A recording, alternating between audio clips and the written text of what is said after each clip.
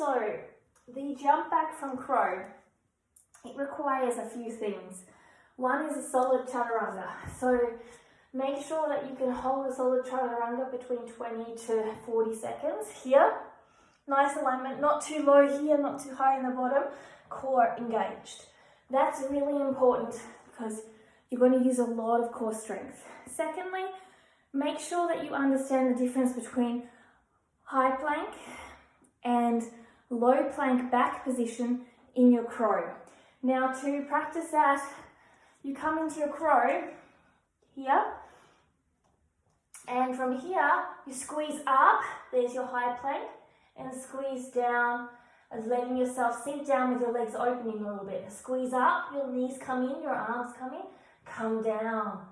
So the same in your high plank, low plank, or your neutral plank and high plank. See, the core contraction is quite strong here. Now that high plank will give you the contraction to lift up, to be able to give yourself a little bit of float time to get your legs off of your arms to head towards either plank or chaturanga.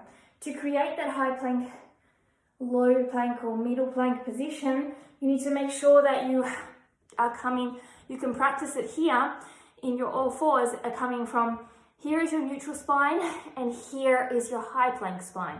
Neutral spine, high plank. So you're utilizing belly button connects into the back, ribs connect to hips, and you're wrapping your arms, pushing them in, slight bend still in the elbow. So from the side, this is your neutral spine in your plank, and this is what it feels like when you're doing your high plank. Excuse the renovation noise. So, from that movement, oh wait a second, the joys of life going around you. So from that high plank, low plank, what I would suggest you do is work on it in your crow. So making sure you have that ability. So again, from the front position,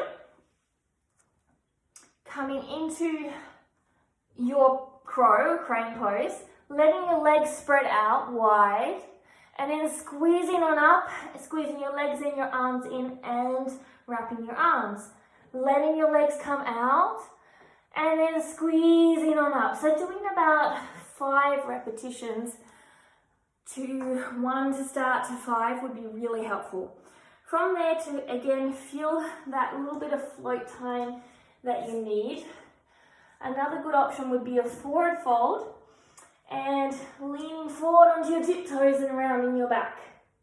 And then coming back, extending forward, elongating, rounding forward onto your tiptoes, hollowing out your back and coming back. This is going to get you a nice feel for that in a much more stronger position away from gravity, which is what we're working towards. So from there, we can start to use blocks. And instead of going back, we step in. So you place your blocks down and you step on them. So it gives you a little bit more neutrality in your spine. And from here, you're going to step one knee in and round up and come back into your neutral plank. Step one knee in, round up and come back into your neutral plank. From there, if you're feeling solid after 5 or 10 reps and you feel like you've got it, the next version is to step one in, round up, start to bring yourself forward and step the other in. I just hit the wall then, so we'll come back a little bit to do it. And try and grab your core. It's going to be a really solid move. You may need to drag your feet a little bit along. So here, stepping in, rounding up. From here, wrapping your arm in and coming down into this position. So you're not actually flying.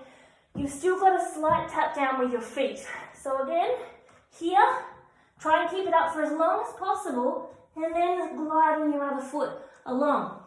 This is going to give you a core contraction with the ground safely behind you and a slight gliding movement. But there's the same core contraction as pushing back, but you're coming forward. So you're building that strength with a little bit of ground assistance. So you could put socks on and do the sliding. That may help you as well. So once you have that, to make it so that you start to feel what it feels like without any touching of the ground. You put your feet on a wall here. It's not a full plank, okay? So it's a little bended plank here. Put your feet on the wall, arm comes in, and to knee to elbow. Sorry, knee to elbow or knee to armpit. Knee to elbow or knee to armpit. Doing a few of these is that rounded, exactly what you need, high crow to give you that oomph to push off. It's going to be solid and it's going to be powerful. From there, you feel like you've done a lot of core exercise and you'll be quite burnt in the shoulders and also the core. Then it may not happen after you've done all these drills. So maybe on the next day when you're fresh to try them, the beginning of the jump back. So mix up these drills, don't do them all in one day.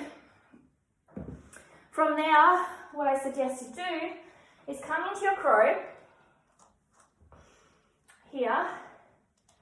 And from here, remember, push up into your high plank position, step, step. Okay, so we're not jumping yet. Now we'll try the opposite leg just to see which leg maybe lingers or finds it harder to get back. So coming into it, pushing right up, step, step. Okay, so there we have one leg leading the charge, and it starts to help you understand which side is maybe less strong, less flexible, because when you do both together, you need to be aware of that to have the understanding of the shooting power, the body coordination. Once you've done that and you can do the step singular, instead of going to Chaturanga straight away, start to do the ability to do it with two legs. But what you can do is still glide your feet along rather than just straight flying through the air. So from here, wrapping your arms, pushing up, coming down and gliding along. Okay, and even if you land here, you can glide all the way along if you have socks. And as you get stronger, you're going to push up and you're going to find that you start to get that float time and the lower position. So each of these drills will develop the inevitable result. Eventually you'll get to it where you're going from crow to plank or chaturanga. But you have to develop things like the high plank rounding core contraction first. You have to develop the understanding of your left and right body, so the unilateral work, to understand how it all works together. You have to also understand how the core contracts to be able to give you the float time. So all of these drills will give you a little piece of everything. And over time, it will start to connect. So one day, you'll be trying this out and you'll be soaring into success. I hope it helps. Ciao.